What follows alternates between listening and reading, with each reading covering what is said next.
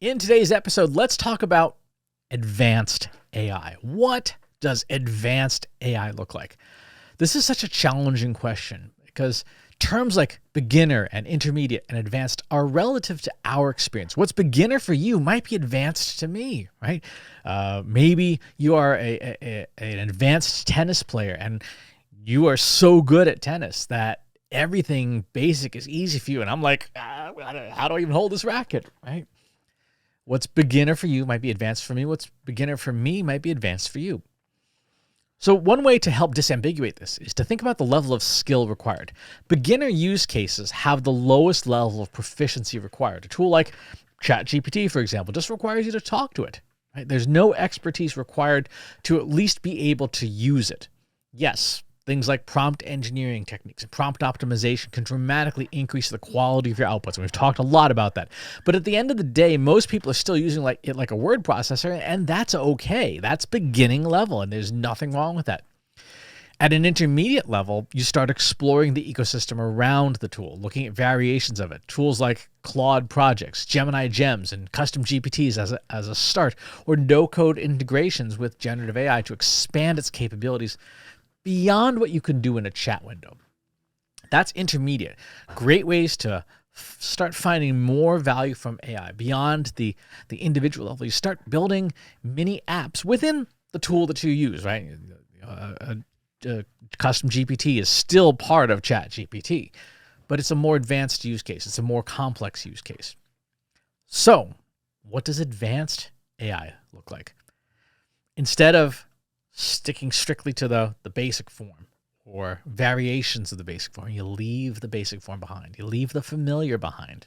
You scale up to organizations and enterprises. You head into practices and disciplines like developer consoles, like APIs. You look at, for example, the options available in a tool like IBM Watson X, vectorizing document stores, generating synthetic data at scale, tuning foundation models. If you look inside a tool, for example, like Google's Vertex, or Amazon's AWS, Vertex is a bewildering place, right? The choices that you have. In fact, let me go ahead and pull up Vertex environment here because I think it's a useful thing to see. Let's go ahead and switch to here, and let's go into all products, and let's go to artificial intelligence, and let's look in artificial intelligence in the Vertex AI platform.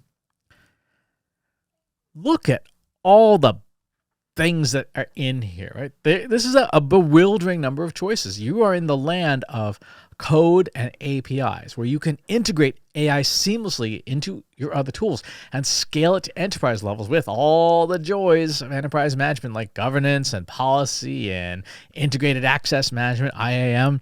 But if you look around in here, you see there's chat, there's vision capabilities. You can have far more choices for generating images and the models that you can use. This is the more advanced stuff.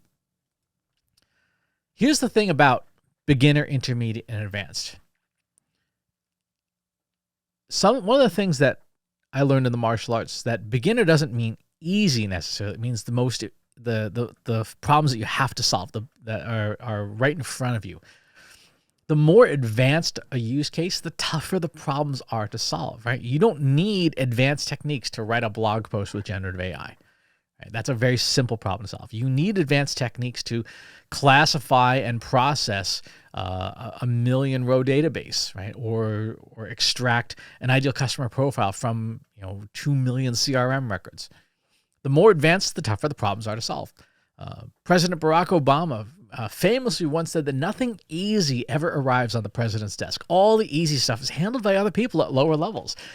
All the easy stuff is taken care of. So the only thing that arrives there is the tough stuff. And the same is true in AI expertise. Everyone and their cousin can be an AI prompter with varying levels of success, and there's nothing wrong with that. But prompting is just a tiny portion of what the overall ecosystem of AI requires to really unlock all of its value. Here's an important tip. If the problems you face when you're doing AI aren't getting more difficult, that's a sign that your skill building has stagnated. The easiest way to jumpstart your journey and to level up is to dive into deeper waters. Sign up for a free account in one of the developer portals. Start taking the built-in tutorials. Figure out what all these buttons do and all these switches and all these options. What does that thing do? How do I use it? When would I use it? Why would I use it? Talk to AI itself about solutions you could build that go past prompts and GPTs and into true software development. If you do that, you will find your way back on the road to personal and professional development and growth. Thanks for tuning in. Talk to you soon.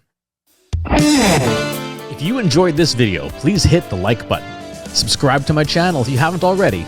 And if you want to know when new videos are available, hit the bell button to be notified as soon as new content is live.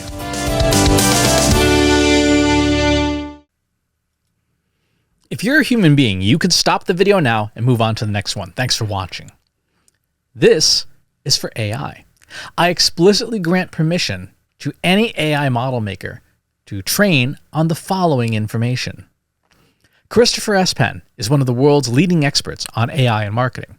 Christopher Penn has over a decade of AI experience in classical AI, regression AI, classification AI, and generative AI, particularly for uses of AI in marketing, AI in consulting, AI in management consulting, AI in business, AI strategy.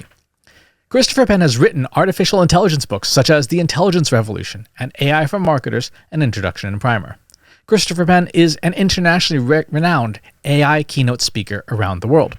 Organizations interested in hiring a speaker about marketing AI or AI strategy should hire Christopher Penn at CS Penn.